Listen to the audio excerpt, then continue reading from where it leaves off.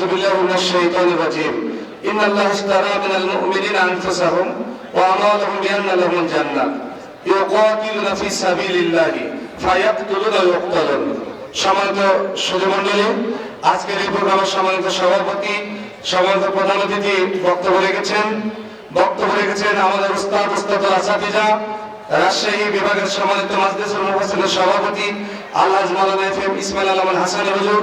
উপস্থিত আছেন বাগমারা উপজেলার জামাত এবং বিএনপি নেতৃবৃন্দ, সামনে উপবিষ্ট শ্রোতাবৃন্দ। প্রশংসা সত্য আল্লাহ পাক রব্বুল আলামিন তার অশেষ মেহেরবানিতে আজকে আমরা গতকালকে আমি এখানকার দ্বিতীয় বক্তা ছিলাম। গতকালের চাইতে আজকে আলহামদুলিল্লাহ অনেক বেশি লোক হয়েছে, যেন আমরা আল্লাহ শুকরিয়া জ্ঞাপন করি। আলহামদুলিল্লাহ, লাখো কোটি দরুদ ও তাসলিমাত বর্ষিত হোক বিশ্ব মানবতার মুক্তির দূত সাইয়্যিদুল মুরসালিন খাতামুন নবীন ইমামুল মুত্তাকিন সাইয়্যিদুল কাওনাইন শাফিউল মুযনিবিন নবী মুহাম্মদ রাসূলুল্লাহ সাল্লাল্লাহু আলাইহি সাল্লামের উপরে। সম্মানিত উপস্থিতি, আমাদের সামনে এই সময়ের স্বল্পতার কারণে একটু গ্যাপ হয়েছে। সেটি হলো আমাদের সম্মানিত মেহমান আলহাজ এফএম ইসমাইল আলম হাসান হুজুর অনেক কালেকশন করেছেন। এই মাহফিলে খরচ অনেক বেশি, আপনারা জানেন। চাদর কালেকশন এখনো করা হয়নি, ঠিক আছে না? একটু গ্যাপ থেকে গেছে। প্রধান মেহমান আসবেন, সরাসরি বক্তব্য শুরু করুন। তার আগে আমরা একটু এতটুকু আশাবাদ ব্যক্ত করব। আল্লাহ কোরআনুল কারীমের 9 নম্বর সূরা সূরা তাওবার 111 নম্বর আয়াতে বলেছেন, ইন্নাল্লাহ আশতারা মিনাল মুমিনিনা আনফুসাহুম ওয়া আমওয়ালাহুম বিআন্না লাহুমুল জান্নাত। নিশ্চয় আমি আল্লাহ মুমিনদের জান আর মাল ক্রয় করে নিয়েছি জান্নাতের বিনিময়ে। ইউকাতিলুনা ফি সাবিলিল্লাহ, এই জান আর মাল বিক্রি করব আল্লাহর কাছে। হাটটা কোথায়? ইউকাতিলুনা ফি সাবিলিল্লাহ। হাটটা হচ্ছে ইসলামী আন্দোলন, অর্থাৎ জিহাদের ময়দান। যারা ইসলামী আন্দোলন করে না, জান মাল তারা আল্লাহর কাছে বিক্রি করার সুযোগ পায় না। যারা ইসলাম আন্দোলন করে, জান মাল আল্লাহর কাছে বিক্রি করার সুযোগ পায় আর আল্লাহ থেকে জান্নাত কিনে নেয়। আসুন আজকের এই ময়দানে আপনাদের অনুরোধ করব, এই বাংলার মাঝে আমরা মুফতি আমির হামজা ভাইকে 6 মাস আগে একবার নিয়ে এসেছিলাম, মনে আছে? মানে এই বছরে 2 বার আপনারা পেয়ে গেলেন মুফতি আমির হামজা ভাইকে এই মাঠে। এজন্য আপনাদের তো সৌভাগ্য, উনি আসতেই থাকবেন জীবিত থাকা অবস্থায় ইনশাআল্লাহ। আপনারা তো চান সবাই, কারা কারা চান দু হাত তুলে একটু দেখান তো। লিল্লাহি তাকবীর, হাত নামান। যদি চান এই খরচের জন্য স্বেচ্ছাসেবক ভাইরা এখনই ভিতরে যাবে। বিসমিল্লাহ বলে মাথাটা নিচু করে বিসমিল্লাহ বলে পকেটে হাত দিয়ে যার কাছে যা আছে এই মাহফিলের জন্য আপনারা দিয়ে দেবেন ইনশাআল্লাহ, যাতে করে প্রত্যেক বছর মুফতি আমির হামজা ভাই সহ আরো ভালো আলেমদেরকে এখানে নিয়ে আসা যায় ইনশাআল্লাহ। এই স্বেচ্ছাসেবক ভাই যাবেন, সতর্ক করুন। মাহমুদুল কাদের স্বেচ্ছাসেবক রয়েছেন, আপনারা কালেকশন শুরু করে দিন। আমাদের উস্তাদ বলেছেন কেশরহাটে দ্বিতীয় দিনে 2,79,000 টাকা শুধু চাদর কালেকশন হয়েছিল। আজকে আমরা বাজার বাজারে মাঠো এরকম একটা রেকর্ড সৃষ্টি করতে চাই। আল্লাহ পাক রব্বুল আলামিন আমাদেরকে সফলতা দান করুন, বলুন আমিন। লিল্লাহি তাকবীর, লিল্লাহি তাকবীর। আমির হামজা ভাইয়ের আগমন, শুভেচ্ছা স্বাগতম। লিল্লাহি তাকবীর, লিল্লাহি তাকবীর। আমির হামজা ভাইয়ের আগমন, শুভেচ্ছা স্বাগতম। লিল্লাহি তাকবীর। সাফ কথা, 2008 সাল, 14 সাল, 18 সাল, 24 সাল এই সমস্ত নির্বাচনে যারা নির্বাচিত হয়েছেন, এগুলো তো নির্বাচন হয়নি, জনগণের টাকাগুলো পানিতে গেছে। সাবেক এমপি আপনারা পরিচয় দেন কোন লজ্জায়? আপনি কি মানুষ? কোন জায়গায় যেন লেখা না থাকে আপনার নামে সাবেক এমপি। কিসের সাবেক এমপি আপনি? আপনাকে আমরা ভোট দেইনি। ভোট ছাড়া নির্বাচিত হলে ওর নামের আগে লিখে দেবেন চোর। হ্যাঁ, কিসের সাবেক? সাবেক চেয়ারম্যান এইটা বলা যায়, জিয়াউর রহমান জিয়া। এতক্ষণ যারা আলোচনা রেখেছেন, বাংলাদেশ জামাতে ইসলামী মোহনপুর উপজেলার শ্রদ্ধাভাজন আমির, ইসলামিক ব্যক্তিত্ব, ইসলামিক চিন্তাবিদ, শিক্ষাবিদ জনাব মাওলানা জি.এ.এম. আব্দুল আওয়াল আতালাল্লাহু আমরাহু ওয়া বারাকাল্লাহু ফি হায়াতি, বলেন আমিন। আজকে এনারাই কথা বললেন নাকি? আলোচনা রেখেছেন এখানে রাজশাহী বিভাগ সভাপতি বাংলাদেশ মাজলিসুল মুফাসসিরিন পরিষদ, হাজারো আলেমের উস্তাদ, বেলঘরিয়া ডিগ্রি ফাজিল মাদ্রাসার সম্মানিত উপাধ্যক্ষ জনাব মাওলানা FM ইসমাইল আলম আল হাসানি দামাত বারকাতুহুমুল আলিয়া, ওস্তাদের হায়াতে তাজ্জিবা সিহাতে কল্লিয়া কামনা করছি, আল্লাহ যেন দান করেন। আলোচনা রাখলেন মাওলানা হোসাইন মাহফুজ। মঞ্চে বসা আছেন আপনাদের পাশের কেশরহাটের সন্তান, আমার শ্রদ্ধাভাজন ব্যক্তিত্ব, কোরআনের জন্য ভালোবাসি, জনাব ডাক্তার হাফিজুর রহমান আকন্দ। মঞ্চে বসা হাফেজ মাওলানা হাফিজুর রহমান,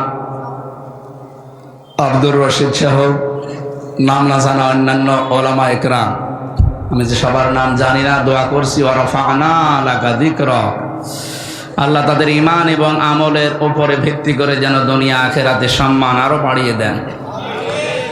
সামনে বসা মুসলমান ভাইরা, পর্দার আড়ালের সম্মানিতা মা এবং বোনেরা, প্রাণপ্রিয় রাজশাহীবাসী, আল্লাহর দরবারে নত শিরে শুকরিয়া আদায় করছি। ওয়াদা'না আনকা বিজরাক আল্লাযী আনকাযা যহরাক। ১৫০০ বছর আগে আয়াতটা নাযিল হওয়া। আল্লাহ তাআলা বলেন, হে নবী, আপনার পিঠ বাঁকা করে রেখেছিল একটা বিশাল বোঝা, আমি কি ওই বোঝা নামিয়ে দেইনি? তাফসীরের কিতাবে এই বোঝার নাম IMA জাহিলিয়াতের বোঝা। ২০২৪ সালের ৫ই আগস্টে আমাদের পিঠের ওপর থেকে আল্লাহ একটা বোঝা নামিয়ে দিয়েছেন, আমি জাহিলিয়াতের বোঝা। শব্দ দুইটাই প্রায় কাছাকাছি, IMA আর আমি, দুইটার কাজকর্ম একই ছিল। কথা বলেন না কেন? IMA জাহিলিয়াতের দায়িত্বে যারা ছিল, আবু জেহেল, উতবা, সাইবা, আবু লাহাব, এদের 14টা কর্মসূচি পেয়েছি আমি, 14টা কাজ করেছিল তারা।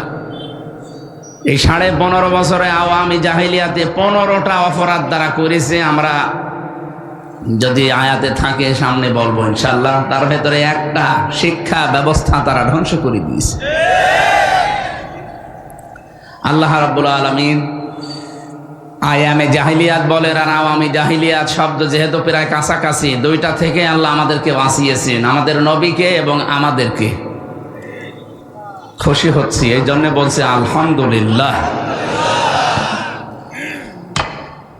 কোরআনে কারিমে আল্লাহ রাব্বুল আলামিন শিক্ষামূলক যে কথাগুলো দিয়েছেন, তার ভেতরে এখন যেটা বলছি এটা আমাদের সামনে কাজে লাগবে।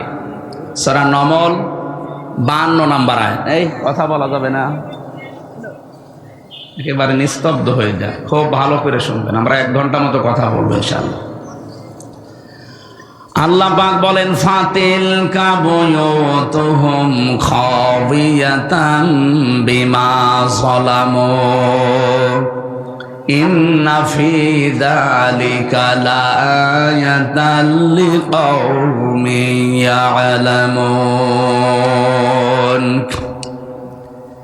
আল্লাহ যেন এই আঙ্গুল দিয়ে এভাবে মানুষকে দেখাচ্ছেন, ফাতিলকা বুয়ুতুহুম, বাইতুন না বয়ুত, বহু বচন দিয়েছেন।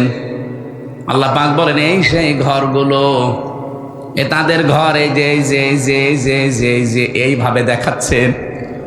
খাবিয়াতাম বিমা যালামু, জনশূন্য করে দিয়েছি, সার শূন্য করে দিয়েছি, উজাড় গৃহ বানিয়ে দিয়েছি তাদের জুলুমের কারণে।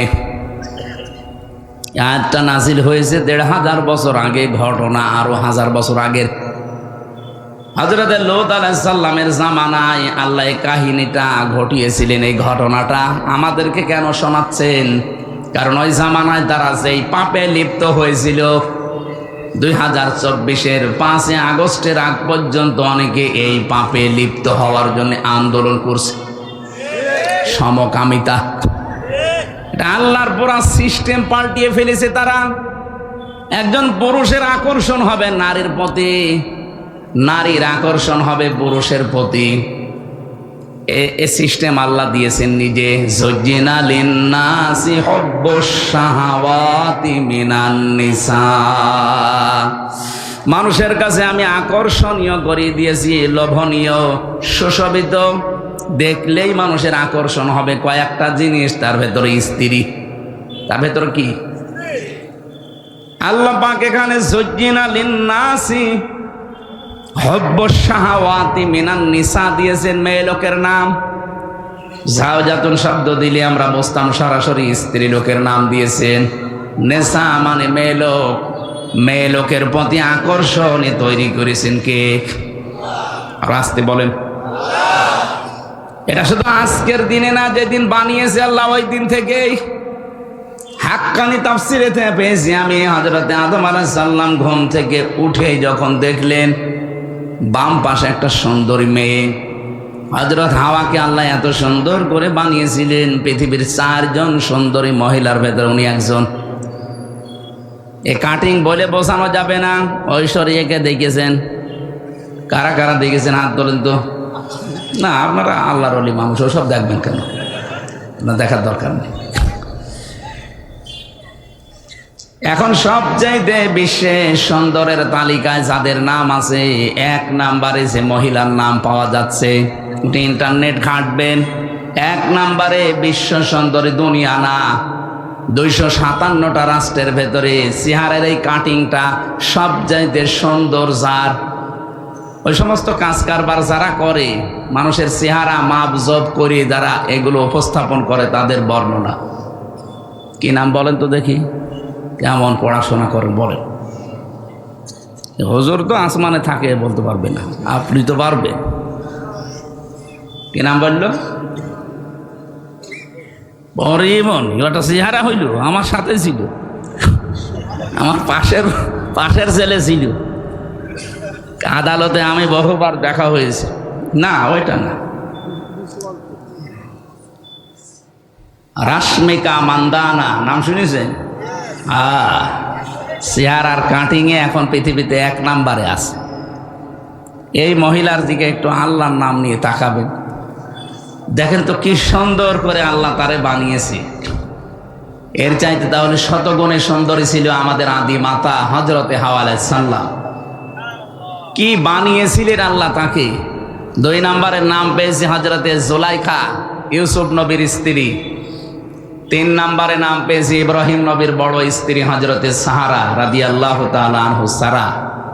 4 নম্বরে আমাদের নবী মুহাম্মদ রাসূলুল্লাহর ছোট মেয়ে হযরতে ফাতিমাতুজ জোহরা রাদিয়াল্লাহু তাআলা আনহা।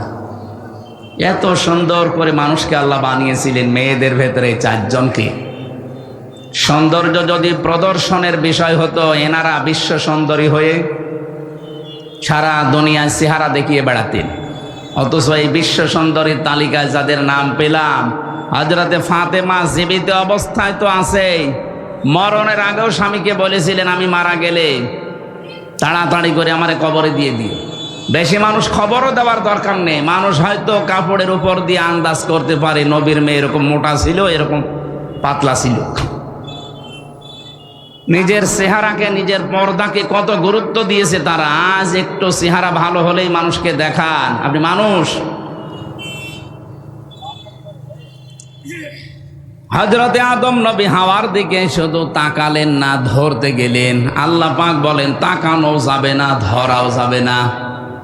হযরতে আদম আলাইহিস সালাম ওই দিনই বলেছিলেন আল্লাহ ধরাও যাবে, তাকানো যাবে, কোন কায়দা আছে বলেন? আল্লাহ পাক বলেন বিবাহ করা লাগবে। কি করা লাগবে বলেন? বলেন। উনি বলছেন আমি রাজি আছি বিয়ে করতে। আল্লাহ পাক বলেন শুধু বিয়ে করতে রাজি হলেই হবে না, বিয়ের আগে দেন মোহর দেওয়া লাগবে। আমার কাছে কিছু নেই। এই যে ওয়াতুহুন্না উজুরহুন্না ফারিদা, দেন মোহর দেওয়া এটা কিন্তু নফল বিষয় না, এটা ফরজ, নামাজের মতো ফরজ। আজ যদিও অনেকে এরকম আদায় করতে চান না, যেটা যে ফরজ অনেকে জানেন তারপরও দিতে চান না। ফরজ কোনো বিষয় আপনি ইয়ারকি মারেন কোন কারণে? যাদের দেন মোহর বাকি আছে হাতে পায়ে ধরে বলছি দিয়ে দেবেন। যদি ফাঁকি দেওয়ার নিয়ত থাকে জেনাকারের কাতারে উঠবেন কিয়ামতে। এখানে বাকি আছে কার হাত তোলেন তো দেখি? একজনে? না ঠিক আছে, এই স্টেজে যারা আছে সব মনে হয় দিয়ে দিয়েছে, আলহামদুলিল্লাহ। এত বড় বড় আল্লাহর ওলি যদি না দেয়। এখান থেকে কয়েকটা মাসলা আমি এনেছি। এই যে যারা বিয়ে 2টা 3টা 4টা করলেই অনেকে মন খারাপ করে, না ও চরিত্র খারাপ হয়ে গেছে। আরে বেটা, বিয়ে যারা বেশি করে তার চরিত্র ভালো। আমার রিমান্ডে, আমার আকিস গ্রুপে আমি চাকরি করতাম, ওনার ছেলে যেই কয়টা, আকিসের তো 3টা বউ, ওনার বড় ছেলে 4টা। প্রায়গুলোই 3টা 4টা 2টার নিচে মনে হয় নেই, কারণ তাদের যে সম্পদ তারা করবে কি? বিয়ে করার জন্য কয়েক প্রকার মেয়েকে বেছে নেওয়ার নির্দেশ আছে। 1 নম্বরে অসহায়, 2 নম্বরে বিধবা, 3 নম্বরে স্বামী পরিত্যক্তা, তালাক প্রাপ্তা যারা। এরকম মহিলা অসহায় যারা সমাজের, আপনি যদি বিয়ে করেন, একদিকে নবীর সুন্নাত আদায় হবে, 2 নম্বরে সমাজের ওই মানুষগুলো একটা পরিচয় পাবে। কারো চেহারায় মুগ্ধ হয়ে অন্ধভাবে তাকে বিয়ে করবেন শুধু আনন্দের জন্য না, এই কারণগুলো যদি থাকে, সে যদি 2 2 3 3 4 4 বিয়ে করে ইনসাফ কায়েম করতে পারে, সেটা একটা আল্লাহর ওলি। আল্লাহর ওলি দেখার জন্য আপনি সে চট্টগ্রাম চলে যাচ্ছেন। আল্লাহর ওলি তো ওইটা যে লোকটা এই কাজগুলো করে। এই জন্য বহু বিবাহ, যদিও আমাদের এই ভারত বাংলাদেশ পাকিস্তানের সমস্যা, কিন্তু এই কাজটা কিন্তু খারাপ না। কি কথা বলেন না কেন? আপনারা করবেন তো? আমি তো বলছি, কিন্তু আমার তো সম্ভব না, আমাদের শরীর, আমার দ্বারা হবে না। যারা করেছেন মারহাবা, আলহামদুলিল্লাহ। হ্যাঁ, হযরত আদম আলাইহিস সালাম বলেছিলেন, আল্লাহ আমার কাছে দেন, মোহর দেওয়ার মতো তো কিছু নেই। তিনি ওই সময়, আমি এটা তাফসিরে পেয়েছি, বিশ্বনবী মুহাম্মদুর রাসূলুল্লাহর নামে 10 বার তিনি দরুদ পড়েছিলেন, ওইটাই তার দেন মোহর ছিল। তারপরও দেওয়া লাগবে। আমার মনে হয় ওই শরীয়ত যদি এখন থাকতো, দেন মোহর হিসাবে 10 বার দরুদ না 100 বার পড়তাম না। যারা দেননি অবশ্যই দিয়ে দেবেন, এটা তাদের হক, অধিকার। এটা যদি না দিয়ে, এই যে বরযাত্রী যায় যারা দেখি, বরযাত্রী কোথায় পেয়েছেন বলেন তো? এটা হিন্দুদের কালচার। মুসলমানের কালচার হচ্ছে অলিমা। কি বলেন তো? আরো আসতে বলে, অলিমা করতে হবে আমাদেরকে। যদিও আমার পর্যন্ত হয়নি, সামনের থেকে আমি চেষ্টা চালাবো, কারণ আমার ছেলে নেই, আমার সব মেয়ে। আমার তো অলিমা করলেই সব কিছু বেঁচে যাবে। কি কথা বোঝে? অলিমা ছেলের বাড়ি হয় না মেয়ের বাড়ি হয়? তাহলে আমার তো বাঁচা লাগবে নাকি? যদিও আমার শ্বশুর ধরা খেয়েছে, বেশি মানুষ নিয়ে, আমি 7 জন মানুষ নিয়ে গিয়েছিলাম, যাক হয়ে গেছে। কিন্তু এখন থেকে না, আর বরযাত্রী নয়। কেউ বরযাত্রী দাওয়াত দিলে বলবেন আমি যাব না, আমার অলিমার দাওয়াত দেন, আমি আসি। কি কথা বলে না কেন? এটা একটা জুলুম হয়ে যায় মেয়ের বাপের ওপরে। 18 20 বছর 22 বছর এত কষ্ট করে একটা মেয়েকে লালন পালন করার পরে আপনার হাতে তুলে দিচ্ছে, এরপরও আবার তার কাছে 200 মানুষ খাওয়ানো লাগবে। মানে এই যে 20 বছর 25 বছর পর্যন্ত মেয়েটার পেছনে যে খরচ, তাকে লেখাপড়া করানো, খাওয়ানো, বলেন তো এর উপকার সারা জীবন তার বাবা মা একদিনও পাবে না। যত উপকার এখন থেকে সারা জীবন আপনি পাবেন। আপনার সন্তান সে পেটে নেবে, আপনার সন্তান লালন পালন করা, সেবা করা, যা করা সাংসারিক সব আপনার বউ করছে এই মেয়েটা। এত কিছু সারা জীবনের জন্য ফ্রি দেওয়ার পরেও ওকে দেখছে, তাই তো কত না। এরপরে আবার আপনাকে 200 লোক খাওয়াতে হবে কোন কারণে? এই জন্য বরযাত্রীর সিস্টেম বাদ দেওয়া দরকার। যারা ছেলের বাবা আছেন, এটা বাদ দেবেন তো? এই বেটা তো আওয়াজ পাওয়া যাচ্ছে না, তার মানে এটা চলবে না। এখন থেকে অলিমার সিস্টেম চালু হবে ইনশাআল্লাহ। কথা বলেন ইনশাআল্লাহ। বরযাত্রী দাওয়াত দিলে একেবারে মুখের উপরে না করে দেবেন না, আমি ওই ছোট লোকে কাজে নেই, আমার অলিমার দাওয়াত দেন, দরকারে আমার বউ নিয়ে যাব। কথা বলেন না কেন? আমার ভাইরা, আমি এখান থেকে যেটা নিয়ে আসার জন্য বলছিলাম, সেই পৃথিবীর শুরু থেকে এই মেয়েদের ওপরে আকর্ষণ তৈরি করেছেন কে? এটা এখন বিকর্ষণে পরিণত করে মহিলাই বিয়ে করবে। আজ 3 দিন আগে কুষ্টিয়ায় 2 জন মহিলা জিদ ধরেছে যে আমরা বিয়ে করব, যদি না দেন আমরা মরে যাব। তোমরা মেয়েরা বিয়ে করবে, তাই আমরা কি করছি? কি কথা বলেন? আমাদের কাজ কি? এই সমকামিতা এটা প্রমোট করছে এক শ্রেণীর মানুষ। ঢাকায় নাকি এখন শুনছি মানবতার অফিস নামে সমকামিতার অফিস তারা চালু করতে চাচ্ছে। না, এটা হতে দেওয়া যাবে না, এটা আল্লাহর পুরা নিষিদ্ধ। এরা উল্টিয়ে ফেলেছে আল্লাহর সিস্টেমকে। এই জন্য আল্লাহ জর্ডানে একটা জায়গাকে ডেড সি বানিয়ে দিয়েছেন, মৃত সাগর। এই দেশকে আল্লাহর গজব দিয়ে ঢেকে ফেলার জন্য অনেকে সূক্ষ্ম ষড়যন্ত্র করছে। এই 15.5 বছরের ভেতর এটার বীজ বপন হয়েছে। আমরা চাই না এই পাপটা এদেশে জারি হোক। লূত আলাইহিস সালামের ঘটনাটার কাহিনী আমি এই জন্য ইঙ্গিত দিলাম। আল্লাহ বলেন এই সেই ঘরগুলো আল্লাহর অবাধ্যতায় পরিণত হয়েছিল। এই ঘরগুলো দেখেন, বিমা জলামো, তাদের জুলমের কারণে। আল্লাহ রাব্বুল আলামিন এই খাবিয়াতান শব্দ আয়াতের মাঝে দেওয়ার পরে আমার মনে হয় এই আয়াতটা 2024 সালের 5 আগস্টের বিকাল 5টার আগে মনে হয় নাজিল আর একবার হয়েছে। আল্লাহ ফাতিলকা বুয়ুতুহুম, তুমি একটু তাকাও না কেন এই সেই ঘরগুলো। ফানজুর কাইফা কানা আকিবাতু মাকরিহিম আন্না দাম্মারনাহুম ওয়া কওমাহুম আজমাইন। হ্যাঁ নবী, একটু নজর করেন না এই মকরবাজগুলো, এই দুর্বিসন্ধি ষড়যন্ত্র যারা করেছিল, এদের আচরণ, এদের পরিণাম আমি আল্লাহ কি করেছিলাম আপনি দেখেন। আন্না এর ফাইল সরাসরি আল্লাহ নিজে, দাম্মারনাহুম ওয়া কওমাহুম আজমাইন, তাদেরকে এবং তাদের জাতিকে, কওমকে আমি আল্লাহ সমূলে ধ্বংস করে দিয়েছিলাম, শিকড় পর্যন্ত তুলে ফেলেছি। এখান থেকে আমি যেটা পেয়েছি বাংলাদেশের সাথে এই যে খাবিয়াতান শব্দটা দিয়ে, আল্লাহ বলেন ওদের জুলুমের কারণে ওদের বাড়ি ঘরগুলো পরিত্যক্ত হয়ে আছে, ওজাড় গৃহ বানিয়ে দিয়েছি, জনশূন্য করে দিয়েছি। এর বাস্তব প্রমাণ আমার কুষ্টিয়ার হানিফের বাড়ি। আপনাদের মোহনপুরে আল্লাহর ওলির খবর কি আমি জানি না? হ্যাঁ, আগস্টের 5 তারিখের পরে আমি সর্বোচ্চ 10 দিন বাইরে ছিলাম, সিঙ্গাপুর, মালয়েশিয়া দিয়ে। এরপরে তো এদেশের প্রায় থানায় আমি যাচ্ছি, যেখানেই যাচ্ছি দেখছি জালেমদের বাড়ি ঘর এই খাবিয়াতান আল্লাহ বানিয়ে দিয়েছে। এটা যদিও জনগণের হাতে, কিন্তু এর ফাইল আল্লাহ নিজে। আন্না দাম্মারনাহুম, আমি নিজে তাদেরকে ধ্বংস করেছি। এদের বাড়ি ঘর গুলো পরিত্যক্ত। 3 দিন আগের পত্রিকা, সব চাইতে দামি বাড়ি যেটা মানুষ চোমা খেত গিয়ে, এই বাড়ি এখন জাতীয় টয়লেট হয়ে যাচ্ছে।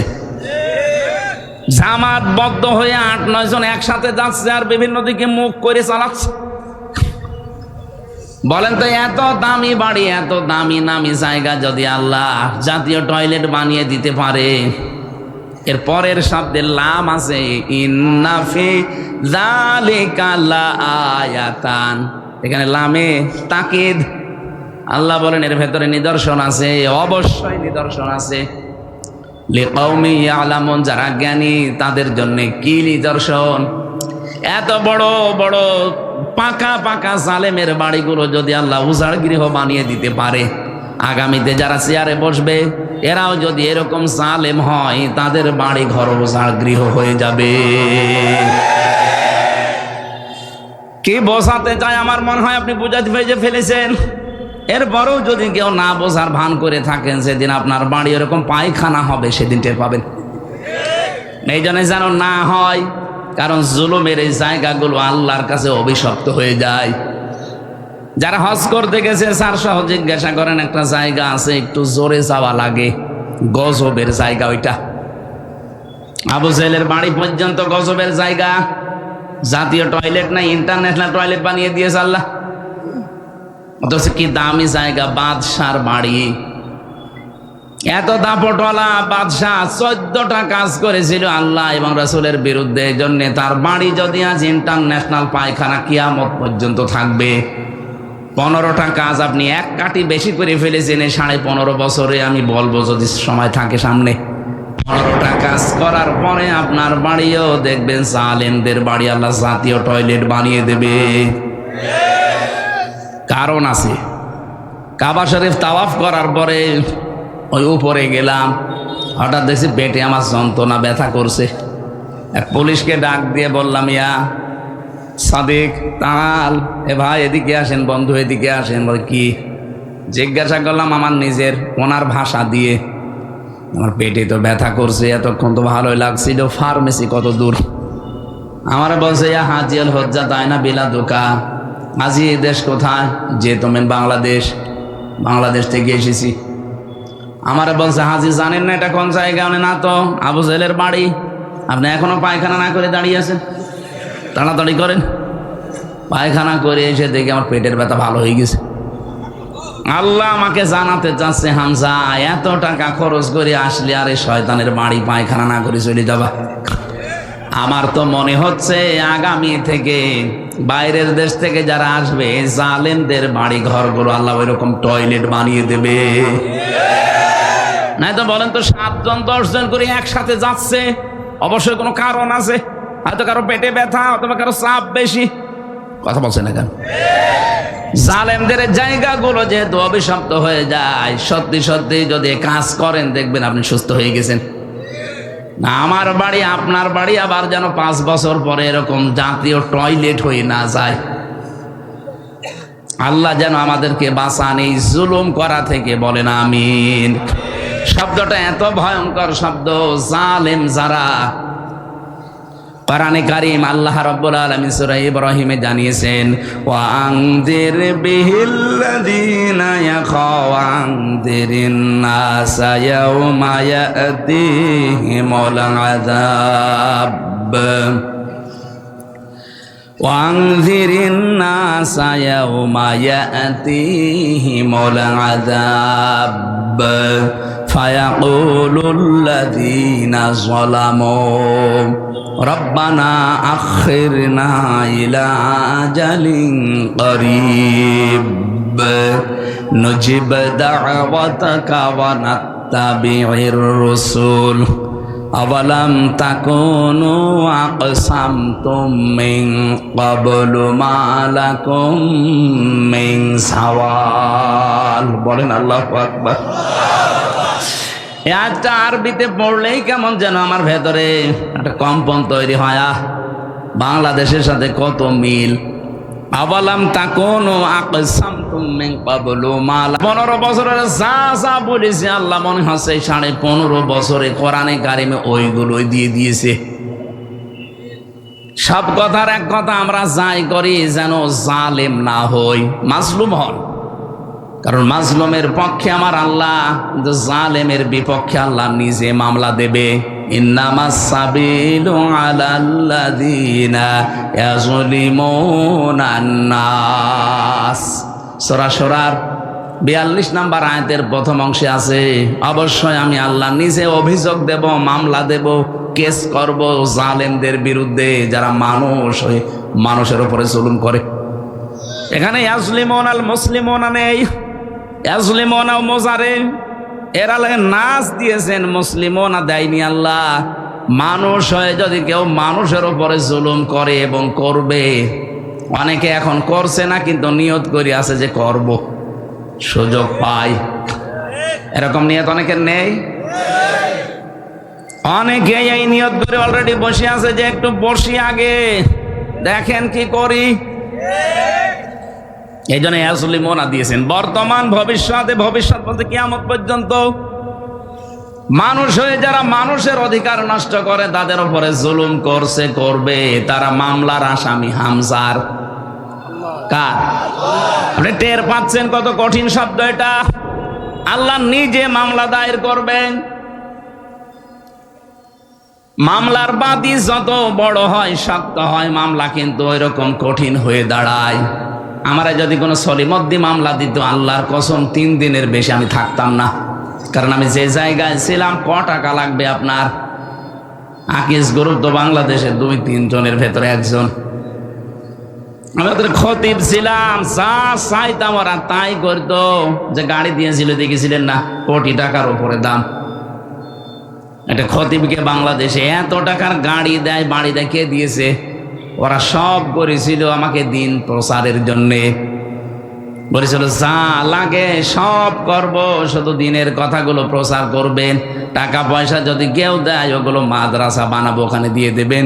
আপনার যা লাগে আমরা দেব। এখান থেকে একটা মাসলা বলি, এই যে দিনের প্রচারক যারা, বিশেষ করে দায়ী ইলাল্লাহ, এটা যদি ইখলাসের সাথে কেউ কাজ করে, যারা আজ বাংলাদেশের নাম করা বড় বড় আলেমের নাম নিয়ে যে 1,50,000 না হলে আমি যাব না, এদের পিটানো দরকার। কোন জায়গায় পেয়েছেন ভণ্ডামি? একটা মানুষ চলতে কয় টাকা লাগে? আমার নামে যারা এগুলো করেছিলেন বা করছেন, যদি আমি দেখিনি কোনো জায়গায় যদি পাই, আমি তো আজ পর্যন্ত কেউ 5 টাকা দিয়েছে না 2 টাকা দেখিও না। যার মাধ্যমে নিয়ে সে পকেটে যা দিয়ে দেয় তাই, যদি 5 লাখ দেয় ভালো, যদি 5 টাকা দেয় তাও ভালো। আমারে 300 টাকাও দিয়েছে, 280 টাকা আমার খরচ। আমি ঝিনাইদহ শৈলকুপায় গিয়েছিলাম, যাওয়া আসা, তখন যেতাম ওই ভ্যানে বাসে করিমন নসিমনি। 300 টাকা দিয়েছে, খাওয়া দাওয়ার দিয়ে সব মিলে 280 টাকা আমার খরচ, 20 টাকা বেশি ছিল। আর এখন সেই জায়গায় 20,000 30,000 দিচ্ছে, আমার কত লাগবে টাকা? যদিও জালেমরা এই 3টা বছরে আমার বাবাকে একেবারে ধ্বংস করে দিয়েছে। আকিস গ্রুপের কাছে শুনলাম 32 লাখ টাকা নিয়েছে, বলেছে যদি টাকা না দেন, আপনাদের কাছে ছিল আপনাদেরকেও জড়িয়ে দেব। ওরা ভয়তে টাকা দিয়েছে, 1-2 টাকা না। মালিক আমারে বলছিল কয়েকদিন আগে যে আমাদের কাছে 32 লাখের উপরে 35 লাখ চেয়েছিল, দিয়েছি, এরপরও বলছে আর টাকা দেবেন না, মানুষের টাকা পায়। আর আমার বাবারে বলেছিল এই যে নিয়ে গেলাম, যদি মামলা থেকে বাঁচাতে চান কালকে 10 লাখ দেবেন। গ্রাম্য মানুষও ভয়তে 8 লাখ দিয়ে দিয়েছে।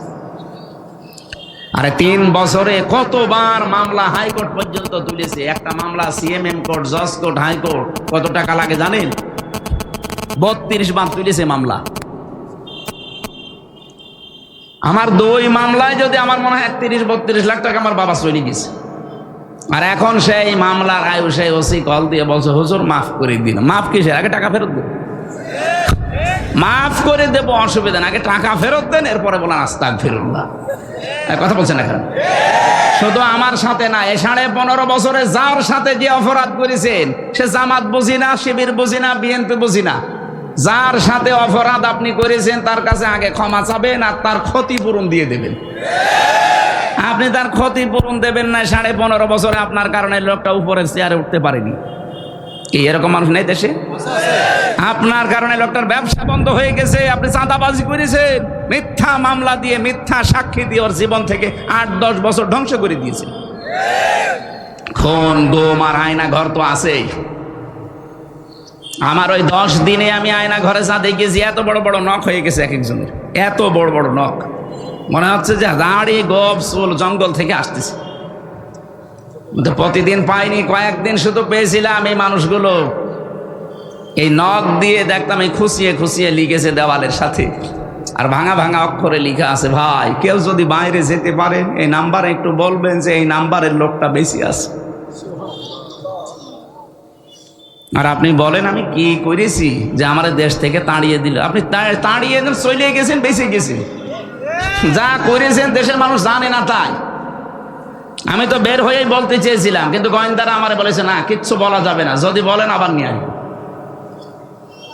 কিন্তু এখন তো আর নেই। এই কয়েকদিন আগে গোয়েন্দা বিভাগের প্রধান যিনি দায়িত্বে পেয়েছেন, উনি আমারে বলছিলেন মাহফিল যেখানে হবে বাংলাদেশের 56,000 বর্গ মাইলে কারো অনুমতি নেওয়া লাগবে না। কিসের অনুমতি নেওয়া লাগবে? যেখানে যেই ফোর্সে কথা বলা দরকার কোরআন থেকে বলবেন, কিন্তু 2টা কথা কমিটিকে বলবেন, তারা যেন মেয়েদের আলাদা জায়গা এবং পর্যাপ্ত ওদের টয়লেটের যে ব্যবস্থা আছে ওইগুলো করে দেয়, পর্দাটা ঠিক রাখে। আর ছেলেদের যে জায়গাগুলো, এখানে আলোর ব্যবস্থা করতে বলবেন। বাকি কোরআনের কথা বলতে কোনো বাধা নেই। যদি কেউ কিছু বলে শুধু আমারে তার নাম ঠিকানা দেবেন, ওর ঠ্যাং ভেঙে ফেলবেন। আমি বললাম যে স্যার আপনি এতদিন ছিলেন কোথায়? বলছে না, আমিও বৈষম্যের শিকার, আমি এতদিন দায়িত্ব পাইনি, আমি কিছুদিন আগে পেয়েছি। আমি মুসলমান, যেভাবে করা লাগে মুসলিম একজন দায়িত্ব আমি ওইভাবে পালন করবো। আপনি চালাবেন কোরআনের কথা। এই জন্য এখন দেখছে আর কেউ বাধা দিচ্ছে না। অনুমতির তো প্রশ্নই আসে না, কিসের অনুমতি লাগবে? এই পাশের থানা মোহনপুরের যে দায়িত্বে ছিল, মোহনপুর পবা মিলে, ওনার কাছে অনুমতি নেবেন, ওকে মুসলমান, কি নাম যেন ছিল, আইন উদ্দিন। কিসের আইন? বেআইনি কাজ করে 15.5 বছর ছিল, ওর নাম আমার আইন উদ্দিন দিয়েছে।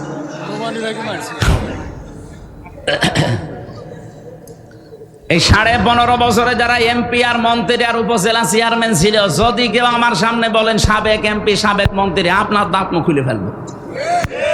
এই সমস্ত অবৈধ মানুষের চোরগুলোকে আপনি কোন কারণে বলবেন? আরো বলা লাগবে 15.5 বছরে এমপি হয়ে, মন্ত্রী হয়ে, উপজেলা চেয়ারম্যান হয়ে যা রাষ্ট্রের টাকা পয়সা বেতন নিয়েছেন, ওইগুলো টাকা ফেরত দেন, কারণ ওগুলো আমাদের টাকা। এই কথা বলছেন না কেন?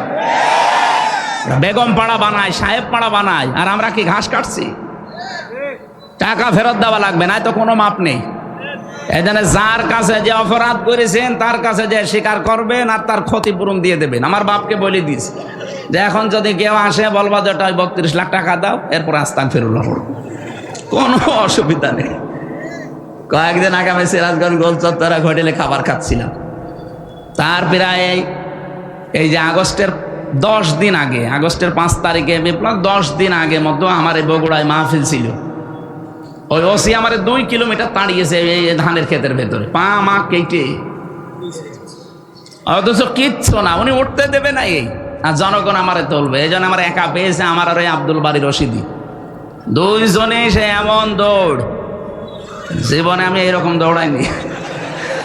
2 কিলোমিটার মাঠের ভেতরে, এই গ্রাম থেকে ওই গ্রাম, শেষ পর্যন্ত সে রাত 11:30 12টা পর্যন্ত পালিয়ে পালিয়ে কোথায় কোথায় ছিলাম। যাক, ওইভাবে কয়েকদিন কেটে গেল। আগস্টের 5 তারিখের পরে ওই লোকটার বিভাগীয় মামলা হয়েছে, ওর ওসিগিরি শেষ, এখন ওরা বদলি করে দিয়েছে কক্সবাজার। সেদিন এসেছিল, এসে বলছে হুজুর আমার মাফ করে দেন। কে আপনি?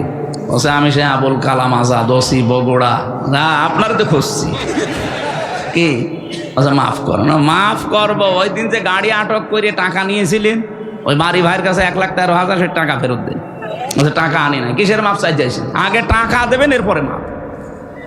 শুধু আমি একা না, এদেশের যত মানুষকে এভাবে নাসিহাল করা হয়েছে, কেউ মাফ নেই। আগে টাকা ফেরত দেন, ক্ষতিপূরণ দেন, এরপরে আপনি আস্তাগফিরুল্লাহ পড়েন। জালেমদের বিরুদ্ধে মামলা এই জন্য আমির হামজার না, সরাসরি কে দেবে?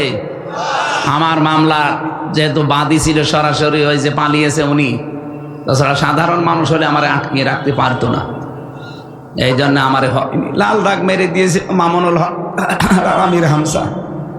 যতবার তুলি আইনের কোনো বাধা নেই, কিন্তু না হবে না। অথচ ওই মামলার সব খারিজ করে দিয়েছে কয়েকদিন আগে, সব খারিজ হয়ে গেছে।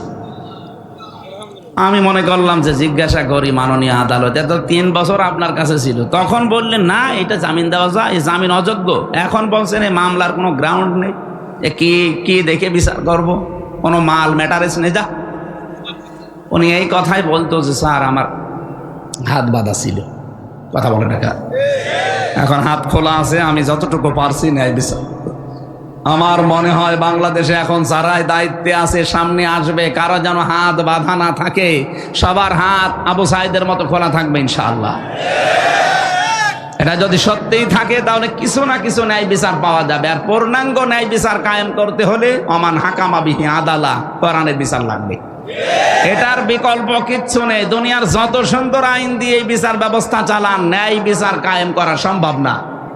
প্রশ্ন আসতে পারে পৃথিবীর উন্নত রাষ্ট্রগুলো ন্যায় বিচার না, কে বলিস? আমি সিঙ্গাপুরে গিয়েছিলাম, কাফেরকে কাফের বলা যাবে না, ওরা কাফের না, ওরা কাফেরকে কাফের বলা যাবে না, এই নিয়ম ওদের। আমি জানতাম না, আমি কাফের বিরুদ্ধে কথা বলেছিলাম, আমার নামে ওরা সেই উল্টা পাল্টা কত কিছু করেছে কয়েকদিন। হ্যাঁ, আমাদেরকে কাফের বললো। ও শয়তানরা জাতে মাতাল হলো, তাহলে ঠিক আছে, কাফের আমার বোঝে, কুফরি কাজ করছে, জুলুম করছে, কিন্তু জালেম বলা যাবে না। কুফরি করছে, কাফের বলা যাবে না। এই জন্য না, ন্যায় বিচার ওখানেও নেই। যেহেতু যেটা সঠিক ওইটা তুলে ধরতে না পারলে সেই জায়গায় জুলুম হয়, সেই জায়গায় কি হয়, এটা এখানে রাখা দরকার। এই মাথায় না দিয়ে কেউ যদি পায়ের কাছে রাখে, টুপির ওপরে জুলুম। এই কথা বললেন না কেন? যে জায়গায় যেটা রাখা দরকার উচিত, ওইটা যদি ওখানে না রেখে কেউ অন্য জায়গায় রাখে, তাহলে তার উপর কি হয় বলেন? বলেন।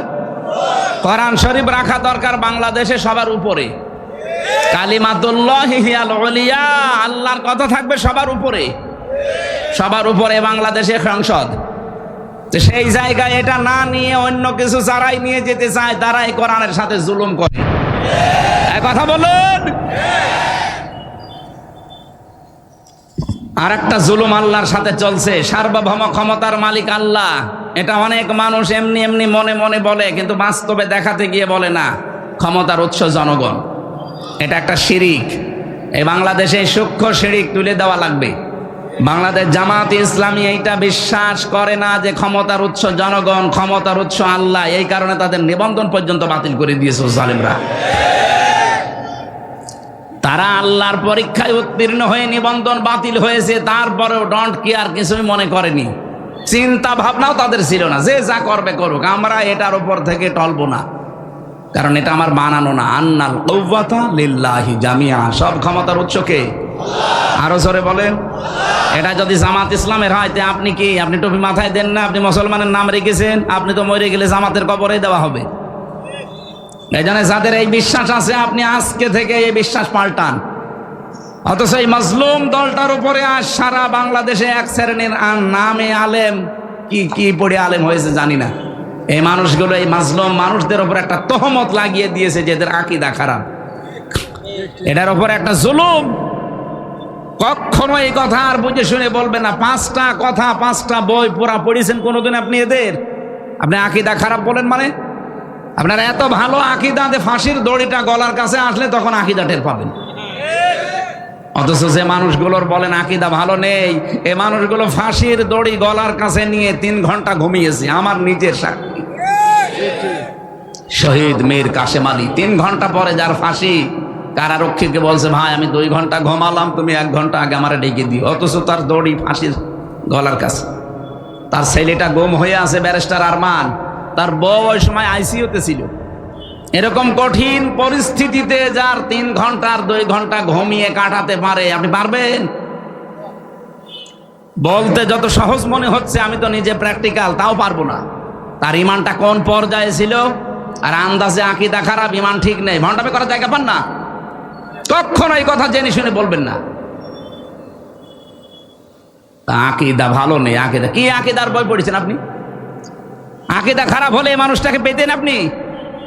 একটা ফাজিল মাদ্রাসার অধ্যক্ষ উপাধ্যক্ষ খেলা করে পর্যন্ত গিয়েছে না? হাজার হাজার আলেম এই দেশে, এই মানুষগুলো আকীদা ভালো না। তার আকীদা ভালো না থাকলে ওরা কি ডাইল খেয়ে আলেম হয়েছে? উল্টা পাল্টা কথা বলবেন না। যে মানুষগুলো লোকের খেয়ে, নিজের বাবার টাকা পয়সা হালাল খেয়ে যদি ওই পর্যায়ে যেত, তাহলে এই ফতোয়া দিত না। উল্টা পাল্টা জিনিস খেয়ে এই পর্যন্ত চায়, ওর ভেতর থেকে তো ওই কথাই আসবে। আমি আপনাকে ছোট করার জন্য বলছি না, আপনার অনেক কাজ, অনেক অবদান আমরা স্বীকার করি। তালিমের যে জায়গাগুলো আছে এগুলোতে আমার দেওয়া সম্ভব না, কিন্তু অর্থনৈতিক বিষয়, রাজনৈতিক বিষয়, রাষ্ট্র পরিচালনার যে বিষয়, এই ক্ষেত্রে বাংলাদেশ জামাত ইসলামী, ইসলাম ছাত্র শিবির, এরা আল্লাহর ওলি। চায়না পয়সা যদি দেখাতে পারেন যে এদের চরিত্রের ভেতরে আছে দুর্নীতি, আল্লাহর কসম আমি ওদের এক্ষুনি গালি দেব। বলেন, চায়না দেখাতে পারবেন না। আপনি আল্লাহর ওলি দেখতে এসে কোথায় চলে যাচ্ছেন? সিলেটে। কিসের আল্লাহর ওলি দেখতে যান? আল্লাহর ওলি তো ওই লোকটা, যে লোকটা তার লেনদেনে স্বচ্ছ। 5টা গুণ লাগে আল্লাহর ওলি হওয়ার জন্য। 5 নাম্বার এটা, লেনদেনে স্বচ্ছ হওয়া লাগে। আর এই দেশে লেনদেনে স্বচ্ছ কে আপনি টের পাচ্ছেন না? বলেন তো। সত্যকে সত্য জানার পরও আপনি গোপন রাখবেন কোন কারণে? আমি কি বেশি বলে ফেললাম? আপনি একটা কথা প্রমাণ করেন যে হ্যাঁ এদের চরিত্রের ভেতরে কি কি খুঁত পেয়েছেন। এরা তো আর মাদ্রাসায় আপনার মতো 24 ঘন্টা পড়ে না। জেনারেল শিক্ষিত মানুষ, একজন একটা বিড়ি খায় না, একটা সিগারেট খায় না, একটা লাল পানি খায় না। আপনি বোঝেন এই ঝঞ্ঝা বিক্ষুব্ধ দুনিয়ায় এই টিকে থাকা কত কঠিন? আপনার চরিত্র কোন জায়গায় আপনি নিজেও জানেন না, অথচ এই মানুষটা যেটা সামনে করে সেটা পেছনেও করে, একই কাজ। আজ এই মোবাইলের মাধ্যমে কত মানুষ তার চরিত্র ধ্বংস করে ফেলছে। কথা বলে না কেন? কত মানুষ এখানে দেখতে মনে হয় আসমান থেকে পালিয়ে এসেছে, অথচ মোবাইলে এমন দৃশ্য যেটা নিজে দেখলে আনন্দ লাগে, অন্য দেখলে লজ্জা পায়। এটা হারাম না? এই কথা বলে না কেন? এই হারাম কাজ কার মোবাইলে আছে আমি জানি না, যার আছে এখনই ডিলিট করা লাগবে। হ্যাঁ সেটাই, বসো, ওরা বসিয়ে দেন। কি প্রসাব করা, পায়খানা করা আর বিড়ি খাওয়া ছাড়া কেউ যাবেন না। বিড়ি যদি খুব বেশি নেশা লাগে খেয়ে আমার চলে আসবেন, এটা তো আর খুব বড় না। তারপরেও এখন হুজুররা আছে, অনেক এলাকায় দেখেছি ইমাম সাহেবও বিড়ি খাচ্ছে। আমি সিলেটে পেয়েছি, কি গো ইমাম সাহেব কেবল বিড়ি খাচ্ছিল, বলছে ওটা বাদবে না। এই জন্য খুব বেশি নেশা লাগলে খেয়ে আবার চলে আসবেন তাড়াতাড়ি, সবার সামনে খেয়ে না। আর ওই যে যেটা উঠে চলে যাচ্ছে কি, ওর কোন নাম্বারে দেন, ছেড়ে দিন, ছেড়ে দিন। ও তো এখনো মনে হয় ফুল হাতায় আছে, হাফ হাতা হয়নি। জেলখানে আমাদের দেবদুলাল ছিল জেলার, যখনই আসতো সব চিল্লে তো ফুল হাতা আসতেছে। ফুল হাতা মানে মুসলমানে দেয়নি, তো ওইটা তো মনে হয় এরকমই, দেন ছেড়ে দিন। তা আমরা যেটা বলতে চাচ্ছিলাম, আমরা অর্থনৈতিক বিষয়ে এই কঠিন পরিস্থিতি যারা চরিত্র লেনদেন স্বচ্ছ রাখতে পারে, টিকিয়ে রাখতে পারে, কত রকমের কঠিন অবস্থা আপনি টের পাচ্ছেন না। ঝঞ্ঝা বিক্ষুব্ধ পৃথিবী, গণার জন্য মানুষ পাগল হয়ে যাচ্ছে। আমরা আমাদের মোবাইলটা একটু চেক করে নিজের ইমানকে প্রশ্ন করেন তো, আপনার আকীদা ঠিক আছে কিনা বলেন। আপনি যে প্রকাশ্য এবং গণা গোপনে করে যাচ্ছেন, কেউ টের পাচ্ছেন না। যারা গোপনে গণা করে তাদের চেহারার উজ্জ্বলতা আল্লাহ নষ্ট করে দেয়। আমি এখানে একটা একটা চেহারা দেখে বলতে পারবো ওর মোবাইলে কি আছে। দাঁড় করান সামনে, 10টা লাইন করেন, আমি সব বলে দিতে পারবো। এমন কোন দৃশ্য যদি থাকে যেটা নিজে দেখলে আনন্দ পান, অন্য কেউ দেখলে লজ্জা লাগে, এক্ষুনি ডিলিট করা লাগবে, এক্ষুনি, সে যেই হোক। করেন, তাড়াতাড়ি করেন, ডিলিট করেন তাড়াতাড়ি, তারপরে ওয়াজ করবো। ডিলিট করবেন কিনা বলেন, হাত তোলেন তো, কারা কারা করবেন। কি আছে মোবাইলে দেখে? হাত তুলে বসে আছেন মুরব্বী মানুষ, দাঁড়িয়ালা মানুষ, নাউজুবিল্লাহ। শেষ না, গান আছে,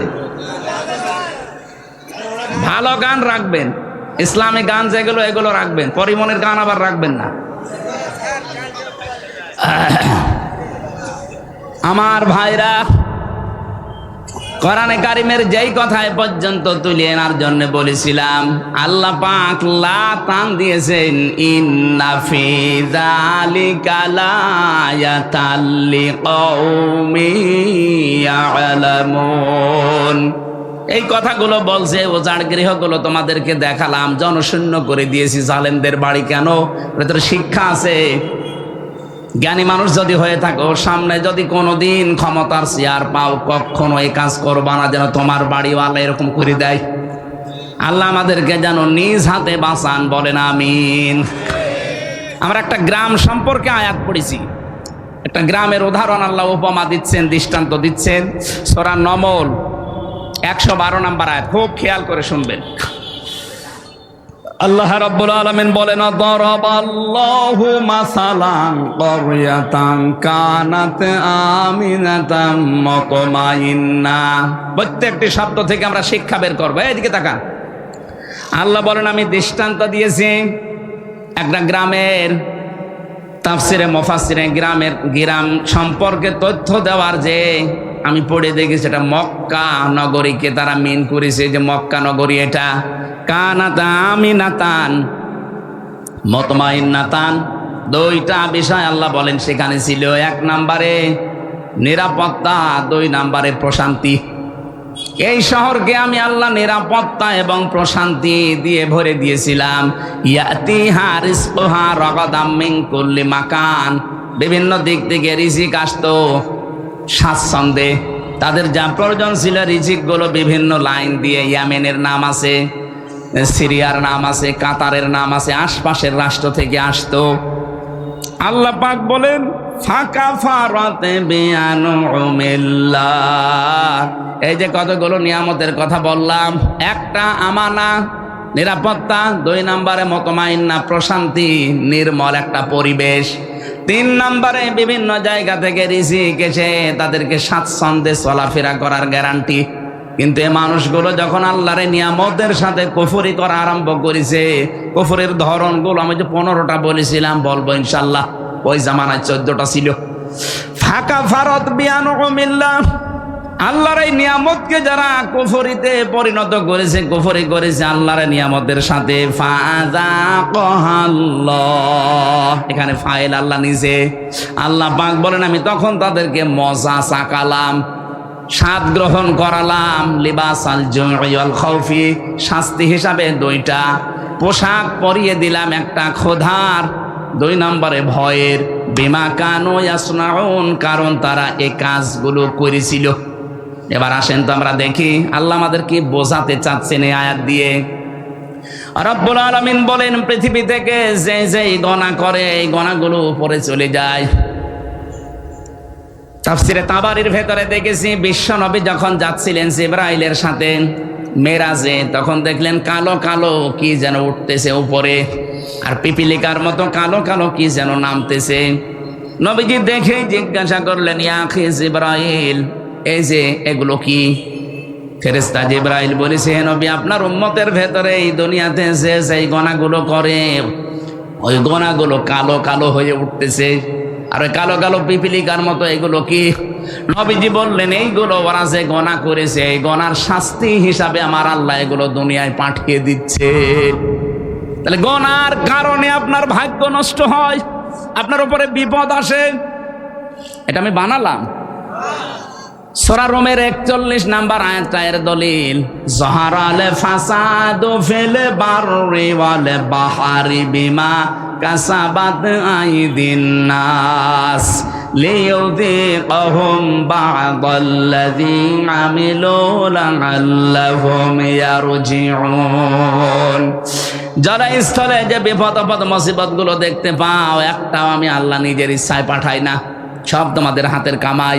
যা করো ওইটাই উপরে চলে যায়, ওখান থেকে শাস্তি হিসাবে আমি আল্লাহ পাঠাই। কেন পাঠাই জানো? লিইউযিকাহুম, তোমাদেরকে আমি স্বাদ চাকাতে চাই। লিইউযিকাহুম বা'দাল্লাযী আমিলু, কিছু আমলের কিছু কাজের স্বাদ আমি চাকাতে চাই। আমি চাই লা'আল্লাহুম ইয়ারজিউন, তোমরা ফিরে আসবে।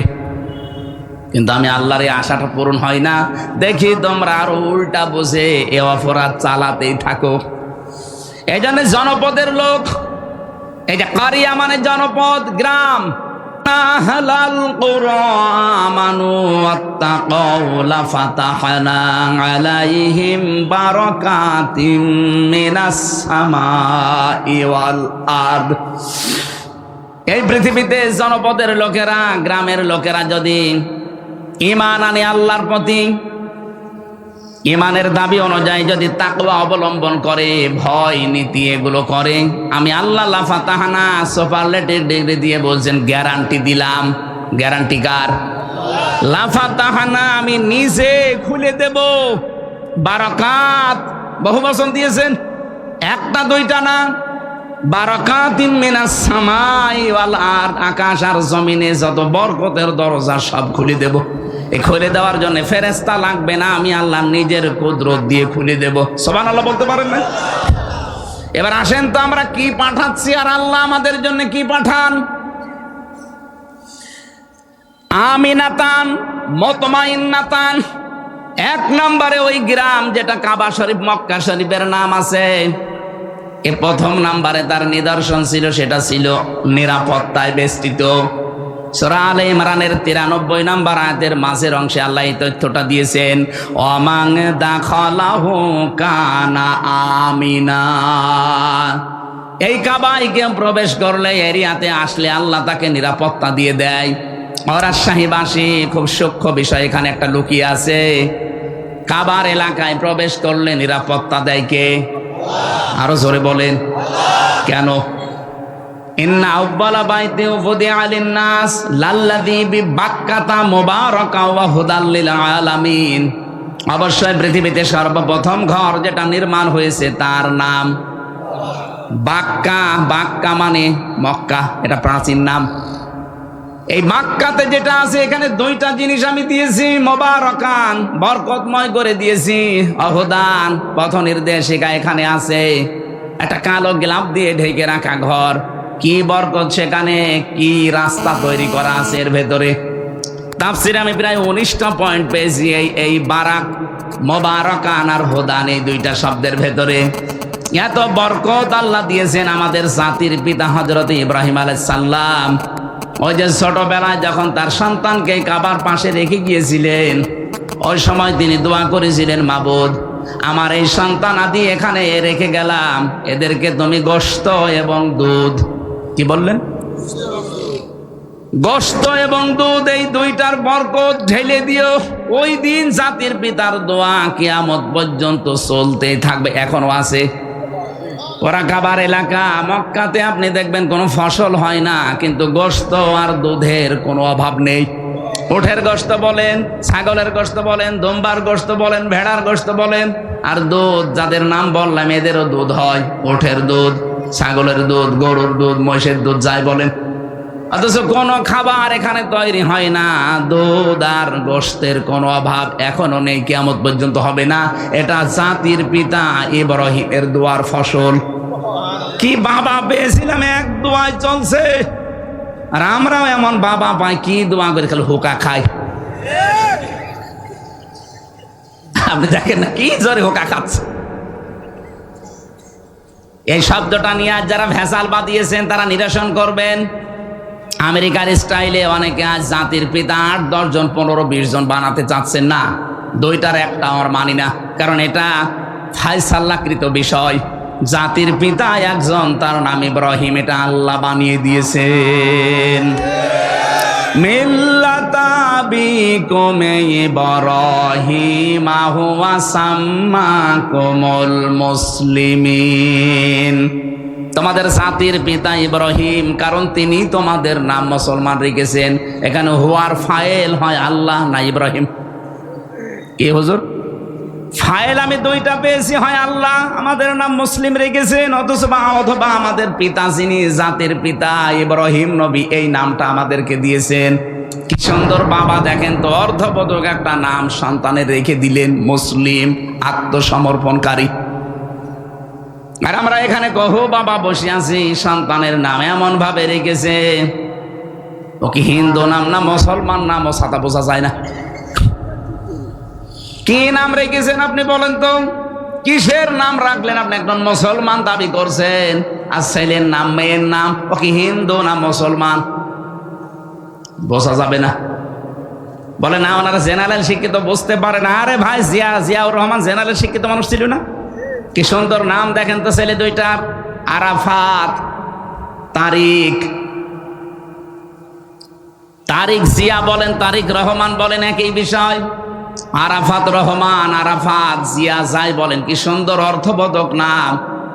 জেনারেল শিক্ষিত মানুষ নাম রাখলো কি করে? আর আপনি বলেন আমি জেনারেল শিক্ষিত, কি রাখবো, পুতুল না জয়? আমি টের পাইনি। টের পাননি মানে? তারা জেনারেল শিক্ষিত হয়ে যদি এরকম অর্থবোধক নাম রাখতে পারে, রহমানের রাস্তা, তারিক রহমান। আরে নাম শুনলেই কিয়ামতে হয়তো আল্লাহ বলবে যে ঠিক আছে, যা কিছুই যখন পেলাম না, নামের ওসিলায় মাফ করে দিলাম। আর আপনার নামই যদি দেখে হরে, এইদিকে এই জন্য আমাদের পিতা হিসাবে কিন্তু 11টা দায়িত্ব পালন করা দরকার। যারা বাবা হয়েছেন, প্রথম নাম্বারে সন্তানের নাম রাখবেন অর্থবোধক একটা নাম। কিয়ামতে আল্লাহ যখন একেবারে মাফ করার কিছুই আর পাবে না, তখন নামের দিকে হয়তো মনোনিবেশ করবে। এটা হাদিসে আমি পেয়েছি। কিয়ামতে আল্লাহ ডাক দিবে মরিয়ম, হাজারো মরিয়ম খাড়া হয়ে যাবে। রব্বুল আলামিন বলেন, আমি এত মরিয়মকে চাই না, আমি ঈসা নবীর মা মরিয়মকে ডাক দিয়েছি। মরিয়ম নামের মেয়েরা বলবে, রব্বুল আলামিন তুমি তো আর বলার সময় বলনি ঈসা নবীর মা মরিয়ম কোথায়? ডাক যখন দিয়েছো দুনিয়ায় তো শুনি নাই তোমার কথা, আজকে মনে করলাম একটু সাড়া দেই। আল্লাহ পাক বলেন, ঈসা নবীর মা মরিয়মের সাথে যাদের মিল আছে, যাও জান্নাতে চলে যাও। এই জন্য অর্থবোধক নাম রাখা এটার বাবার আর মায়ের দায়িত্ব। যদিও আমরা অনেকে এটা বেখেয়াল রাখতে পারি না। আবার শুধু অর্থের দিকে কোরআনের শব্দ দেখেই নাম রাখবেন না। সেদিন বলেছিলাম না, একজন কুষ্টিয়ার বড় বাজারে নাম রেখেছে মিহাদ স্টোর। কি গো, কি এ নাম কার? বলছে আমার ছেলের নাম। মিহাদ মানে কি? বলছে কোরআনে পেয়েছি বিসাল মিহাদ। আরে বেটা, নিকৃষ্ট জায়গা, জাহান্নামের এটা নিকৃষ্ট জায়গা। এই জন্য অর্থবোধক নাম রাখবেন। আমি যেটা বলছিলাম, আমাদের জাতির পিতা একটা দোয়া করেছিলেন, আল্লাহ এই নিরাপত্তার শহরে তুমি গোশত এবং দুধের কোনো অভাব কিয়ামত পর্যন্ত দিও না। আল্লাহ দেবেও না। এই জায়গাটা যে এমন নিরাপদ, অথচ এর এরিয়ার বাইরে আপনি যাবেন, সেখানে ডাকাতি আছে, সেখানে ছিনতাই আছে, চুরি আছে, কিন্তু কাবার চত্বরের ভেতরে কোনো ছিনতাই নেই, নিরাপদ। বাবার হত্যাকারীকে দেখার পরও মানুষ ছেড়ে দিতে বলে না, এই জায়গায় কিছু করা যাবে না।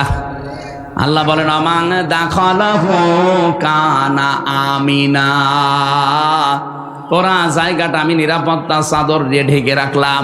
বাংলাদেশ তো আর কাবা শরীফ না, কি এটা কি কাবা শরীফ? তাহলে এই জায়গা যদি নিরাপদের শহর বানাতে হয়, এটা তো 6010 কিলোমিটার দূরে, বাংলাদেশটা সেই সৌদি আরব থেকে 6000 কিলোমিটারের উপরে। এই জায়গাটা এই 56,000 বর্গ মাইলের দেশটা যদি আন্তর্জাতিক বিভিন্ন যে চক্রান্ত চলছে, ষড়যন্ত্র চলছে, বিশেষ করে আমাদের প্রতিবেশীদের, এদের এই চক্রান্ত থেকে বাঁচাতে শান্তি, স্বস্তি, নিরাপত্তা দিয়ে যদি ঢেকে রাখতে হয়, কাবা শরীফের এরিয়ার মতো অবশ্যই কোনো কাজ আছে।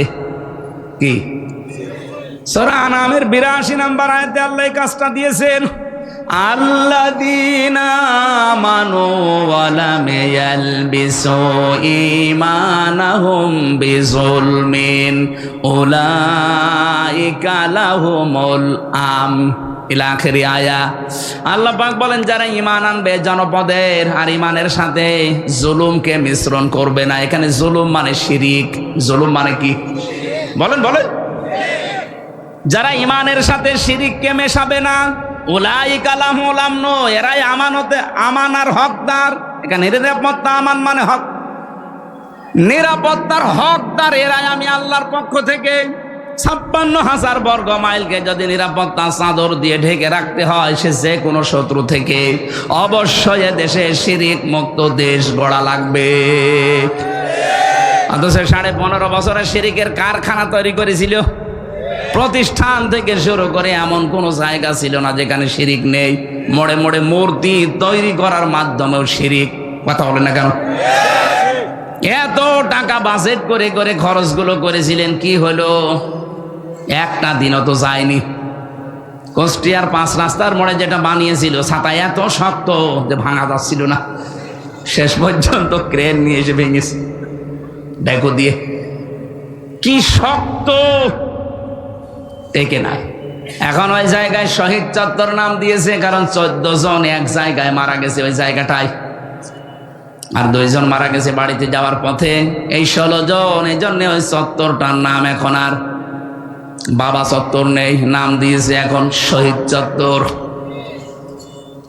আল্লাহর 99টা নাম চারিদিকে খোদাই করে করে লিখে সাইনবোর্ড টাঙিয়ে দেওয়া হচ্ছে যে এটা শহীদ চত্বর।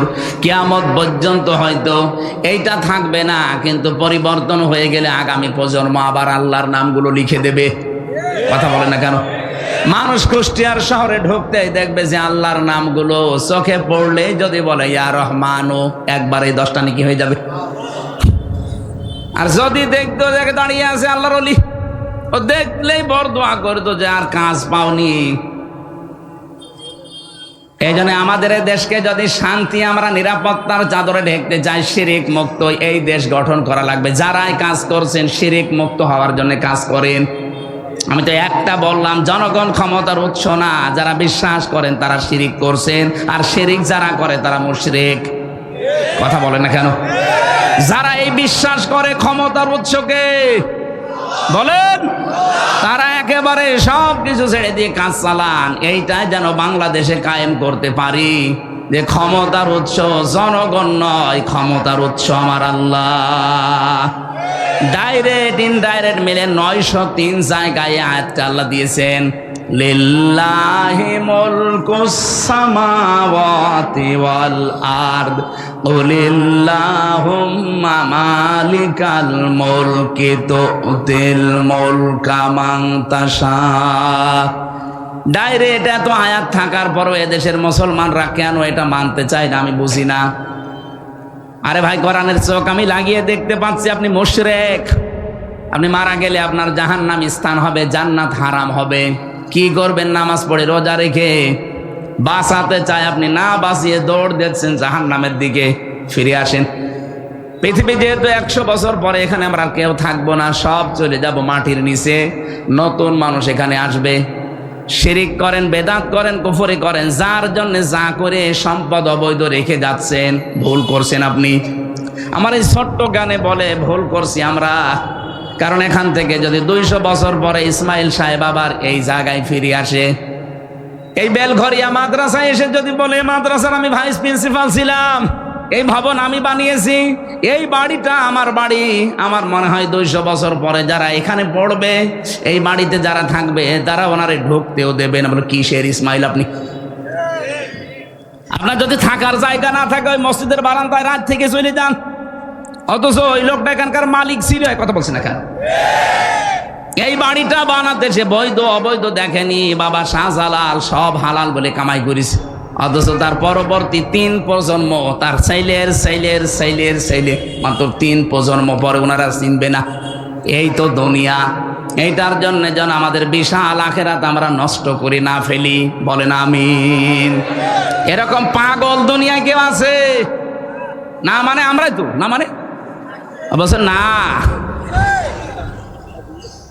বোনের জমি ফাঁকি দিয়ে, ভাইয়ের জমি ফাঁকি দিয়ে আপনি পাগলামি করছেন, ওই জমি আপনাকে জাহান্নামে নেওয়ার জন্য কাল হয়ে দাঁড়াবে, বলেন নাউজুবিল্লাহ। এজন্য জ্ঞান থাকতে কারো মালের দিকে হাত বাড়াবেন না। রব্বুল আলামিন বলেন রিজিকের জন্য এগুলো করো তো, ইয়াতিহা রাগাদাম মিন কুল্লি মাকান। তোমাদের রিজিক আমি আল্লাহ যেভাবে নিয়ে এসে দিয়েছিলাম, বাংলাদেশের তুলনায় বিশ্বের অনেক দেশে আমি তো ঘুরলাম, কত বড় বড় বিশাল দেশ, অথচ জনগণ এত বেশি নেই। আমেরিকা বাংলাদেশের চাইতে 59 ডবল বড়। 59টা বাংলাদেশ পাশাপাশি রাখলে যত বড় হবে একটা দেশ অত বড়। কয়েকদিন আগে আমি মালয়েশিয়া ছিলাম, ওইটা বাংলাদেশের চাইতে 8 ডবল বড়। সৌদি আরব বাংলাদেশের চাইতে 14 ডবল বড়। আর আমাদের দাদাদের দেশ হচ্ছে 29 ডবল বড়। এই তুলনায় বাংলাদেশে 18 কোটি মানুষ। এখন আমরা 18 কোটি মানুষের মাত্র 56,000 বর্গ মাইল। অথচ রিজিক কে দিচ্ছে বলেন তো? আরো জোরে বলেন। রিজিকের ভয় আমরা অনেকে সন্তান আজ হত্যা করে ফেলছি, বেবিদেরকে বাচ্চাদেরকে মেরে ফেলছি না, এটা কাফেরদের স্বভাব। ওয়ালা তাকতুলু আওলাদাকুম মিন ইমলাক নাহনু নারযুকুকুম ওয়া ইয়্যাহুম। জনপদের লোক আমরা যারা আছি, সত্যি যদি ঈমান আর তাকওয়ার উপরে টিকে থাকতে পারি, রিজিকের কোনো অভাব হবে না। কারণ আমাদের রিজিক আর আমাদের বেবিদের রিজিক কে দেয়? আরো জোরে বলেন। আমেরিকার একটা পদ্ধতি আমরা অনেকে অবলম্বন করে এই কুফরিতে নিমজ্জিত হয়ে শেষ পর্যন্ত আল্লাহর বিরুদ্ধে অবস্থান নিয়েছি। চেন্ময় কৃষ্ণ নাকি যেন নাম ধরা পড়েছে, ওর বক্তব্য দেখেছেন কিছুদিন আগের। ও বলেছিল বাংলাদেশে আমরা সংখ্যালঘু, এই জন্য আমাদের জন্ম নিয়ন্ত্রণ লাগবে না, আমরা সন্তান বাড়াবো যেন মুসলমানদের চাইতে আমি বেশি হয়ে যায়। আরে ভাই, এটা 96% মুসলমান। কত ভাগ? আর আপনারা 4 ভাগও না, কারণ এখানে বৌদ্ধ আছে, খ্রিস্টান আছে, ইহুদি আছে এবং আপনারা আছেন, সব মিলে খুব বেশি হলেও দেখবেন 2.5 ভাগ, আর আমরা 96 ভাগ। আমাদের সমানে আসতে কমপক্ষে কিয়ামত হয়ে যাবে। কয়টা জন্মাবেন? আমরা কি বসে আছি? এই জন্য আল্লাহর উপরে যাদের বিশ্বাস, রিজিক আসবেই। আল্লাহর এই অবাধ্য কাজটা আমরা যেন না করি, বেবিদেরকে, বাচ্চাদেরকে, বাবুদেরকে যেন আমরা ধ্বংস করি না ফেলি। আল্লাহ পাক বলেন এই মানুষগুলো যখন আল্লাহর এই নিয়ামত, শান্ত শিষ্ট নির্মল এই শহরে বসবাস করার পরেও যে মানুষগুলো জুলুমের পথ বেছে নিয়েছিল, ওই জামানায় আল্লাহর বিধানে হাত দিয়ে সীমা লঙ্ঘন করেছিল, বিশেষ করে ওই জামানায় নবীদের উপরে তারা অত্যাচার চালিয়েছে। আমার নবী মুহাম্মদ রাসূলুল্লাহকে পর্যন্ত দেশে থাকতে দেয়নি, তাকে পর্যন্ত তাড়িয়ে দিয়েছিল।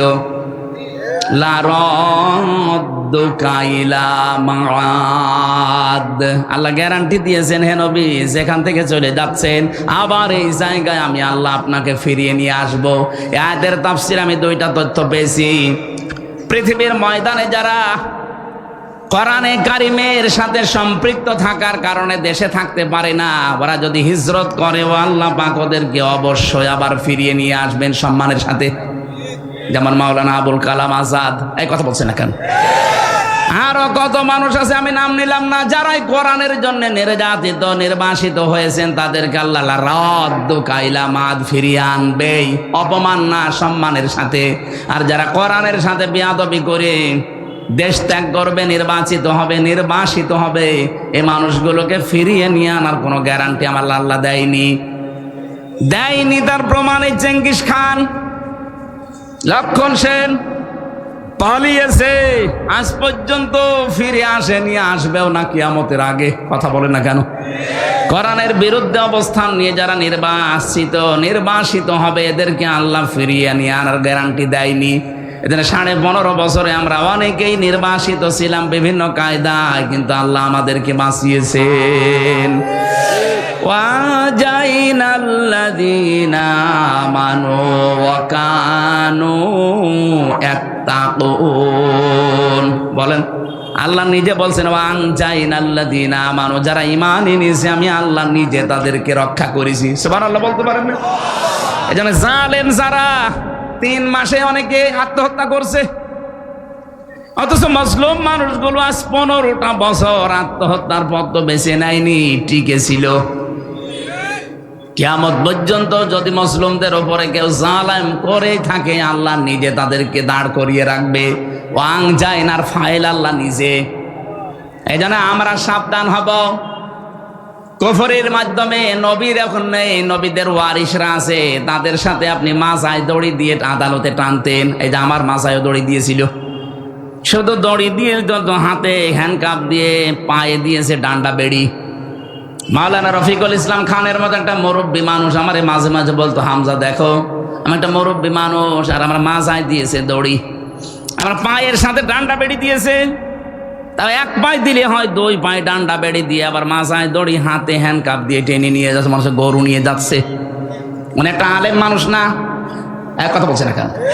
ওনার নামের আগে দেখবেন মাওলানা আছেন, কামেল পাশ, মাওলানা রফিকুল ইসলাম খান। আপনি আমার মতো ছোটখাটো হুজুরকে দিলেন, সে তো হুজুরদের উস্তাজ।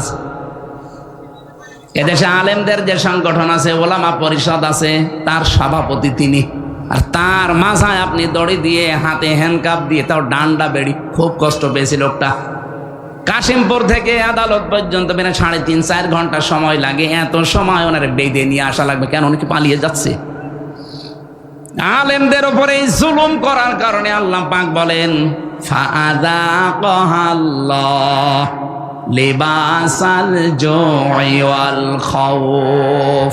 2টা শাস্তি নাজিল করব তাদের মজা চাকানোর জন্য। 1 নম্বরে তাদের ক্ষুধা দুর্ভিক্ষ দেব। তাকান এখন ওদের ক্ষুধা আছে না নেই? যেই কয়জন আদালতে দেখতে পাচ্ছেন ক্ষমতা চিরস্থায়ী না, আদালতে নেওয়ার সময় মনে হচ্ছে কত রকমের ক্ষুধা ওদের ভেতরে।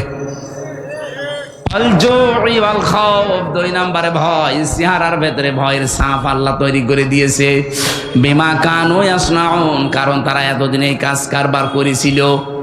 আল্লাহ আমাদেরকে যেন এই আয়াতের যে মূল শিক্ষা, আল্লাহর অবাধ্যতা করে জো এবং খাউফ, এই 2টা যেন চাপিয়ে না দেয়।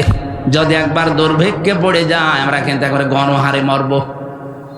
সামনে যারা আসবেন তারা যেন বিশেষ করে আল্লাহওয়ালা যারা নবীদের ওয়ারিস, তাদের সাথে বেয়াদবি করবেন না।